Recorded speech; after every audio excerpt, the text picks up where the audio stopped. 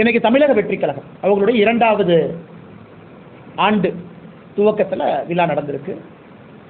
சகோதரர் விஜய் அவர்கள் பேசும் பொழுது மத்திய அரசு மாநில அரசு ரெண்டையும் குறை சொல்லியிருக்கிறாங்க.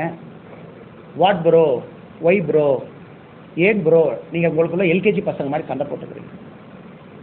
நான் விஜய் அவர்களை கேட்குறேன், practice what you preach bro, why bro telling life.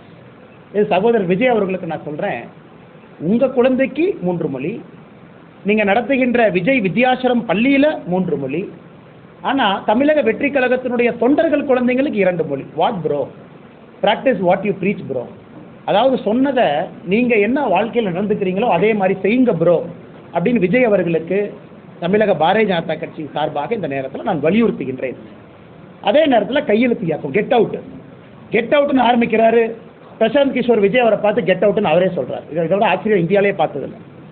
Get out ஆரம்பித்து 1 நிமிஷத்தில் அருமை அண்ணன் பிரசாந்த் கிஷோர் அவர்கள் பக்கத்தில் இருக்கிறாங்க. எல்லாம் கெட் அவுட்னு கையெழுத்து போடுங்க. உடனே ஆதவ் அர்ஜுன் அவர் கையெழுத்து போடுறாரு, அண்ணன் புசி ஆனந்த் அவர் கையெழுத்து போடுறாரு. உடனே பிரசாந்த் கிஷோர் அவர் நான் கெட் அவுட்னு சொல்லிட்டு கையெழுத்து போடாமல் எஸ்கேப் ஆகி போயிட்டார்.